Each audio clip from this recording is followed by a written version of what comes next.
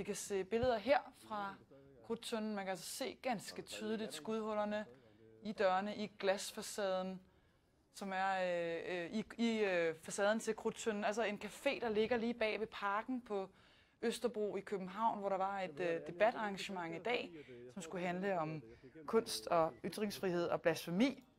Vi ved, der var indtil flere kunstnere til stede. Det var arrangeret af Lars Vilks-komiteen, og den franske ambassadør i Danmark var blandt andet til stede. Alle kunstnerne skulle som sagt være udskatte og være sluppet derfra igen.